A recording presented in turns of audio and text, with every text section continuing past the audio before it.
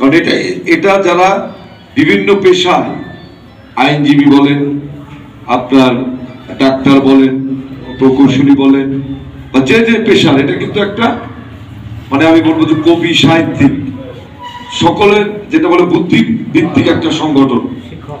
এবং এই শিক্ষকরা আছে, এবং এই সংগঠনের কিন্তু অনেক কাজ এবং দায়িত্ব।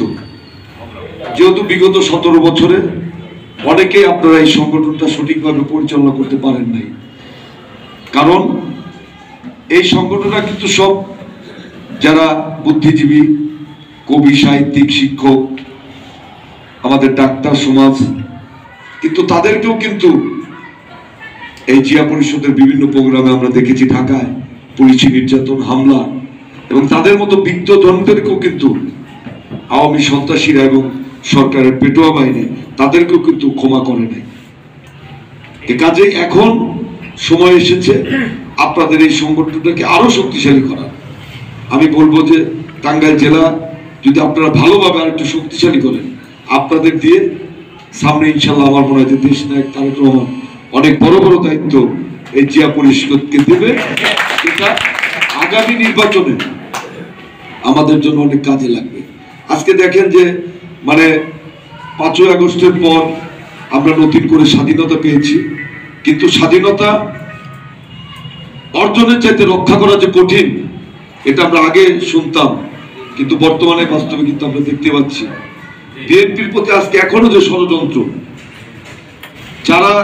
যাদের কারণে আমরা দীর্ঘদিন ক্ষমতায় আসতে পারি নাই, আমাদের পিছিয়ে যাদের নামে ট্যাগ লাগিয়ে দেওয়া হয়েছে, তারা আজকে আমাদের বিরুদ্ধে ষড়যন্ত্রে লিপ্ত। তারা অনেক বড় বড় কথা বলছে যে এক দল গিয়ে আর এক দল খাবে, এই যে কথাবার্তা, তারা কিন্তু মূলত বিএনপির বিরুদ্ধে ষড়যন্ত্র করছে। আর বিএনপির বিরুদ্ধে ষড়যন্ত্র বলে যেটা হয় সেটা হলো গণতন্ত্রের বিরুদ্ধে ষড়যন্ত্র। তার কারণ বিএনপি একমাত্র দল যে তার নেতা শহীদ প্রেসিডেন্ট জিয়াউর রহমান কোনোদিন আপোষ করেন নাই অন্যের কাছে। বেগম খালেদা জিয়া তো আপোষহীন নেত্রী। 88 সালের নির্বাচনেও কিন্তু আমরা দেখেছি শেখ হাসিনা, তারপর জামাত, এরা কিন্তু এই লালদিঘি ময়দানে বলেছিল যে যারা এরশাদ সরকার অধীনে নির্বাচন করবে তারা জাতীয় বিমান হবে।